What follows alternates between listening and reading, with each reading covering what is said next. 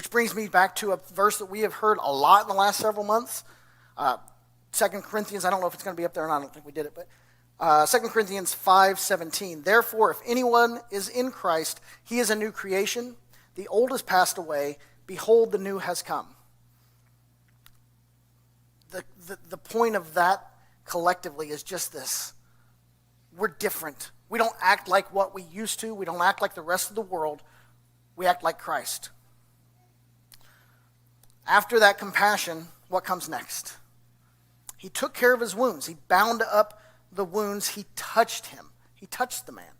Not only was it wrong and weird for them to be together and seen together, but to actually touch him. He says he poured on the oil and the wine. Now, the oil would have been like, it would have soothed those wounds. And so you would have to put it on and probably rub it onto his skin. The wine that he poured on would have been to kind of like an antiseptic and kind of, clean out the wounds. And he actually touched the man. But here's the thing. We talk about how the priest and the Levite didn't do that because of that old law. But we're not under that law in the way that we once were. Here's a verse, Galatians chapter 6, verse 2, says, carry each other's burdens, and in this way you will fulfill the law of Christ. Now, Jesus said he didn't come to abolish the law, but to fulfill it. And to me, that means, the best way that I can understand it means that, yes, all those old laws, they had a purpose and they mean something, but there's more to Jesus' love. There's more to his actions and his plans than just what was there. And he came to bring that to us. In fact, Jesus touched the lepers. He hung out with the sick and the poor and all that stuff. And if he did that, then why can't we? Why aren't you touching people? Is it because they're not Christians? Are we scared to talk to those people? Or they're poor? They're dirty?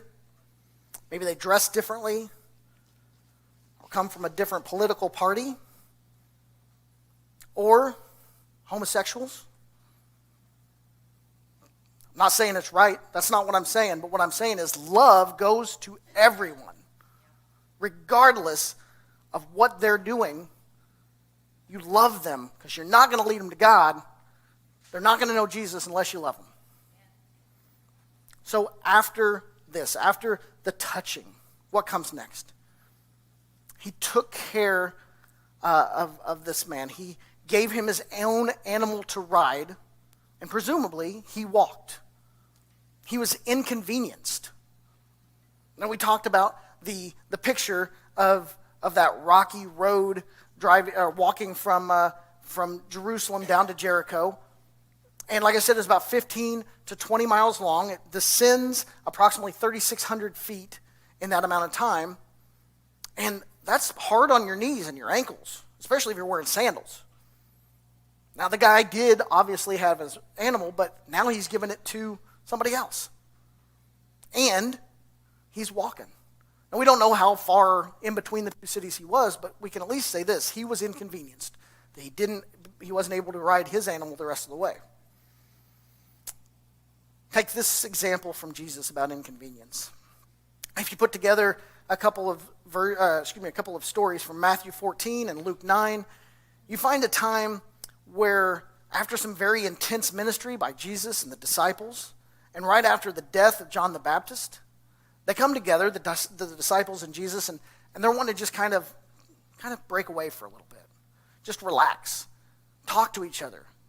Catch up on old times probably, But the crowds, they find him. They push in on him. And instead of pushing them away and saying, hey, this is for me and my friends. Okay, you guys go away. He said, come on in. And he loved them.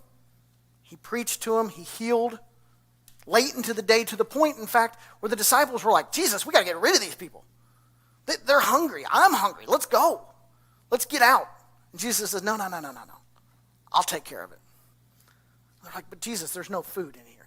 Like, we don't have any. He says, that's all right. Bring what you got. I'll feed them. It's fine. So they do, and with fish and bread, feeds the multitude miraculously. Even though he had something else to do and something else planned, he was inconvenienced to take care of people because he loved them.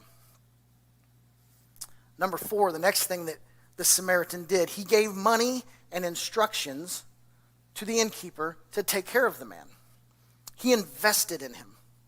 Now, he'd already invested quite a bit, really. He invested his oil and his wine. Those things aren't cheap. And those are things that he had for his journey. He invested his animal. He invested his time. And now he's stayed with the guy all night long to take care of him. I guarantee you, wherever he left from that day, he was not planning on taking care of some broken down guy that needs help all night long. I guarantee that. That wasn't in his plan. But he invested his time and he took care of him. It says here that he gave the innkeeper 2 denarii, which is about a day's wage.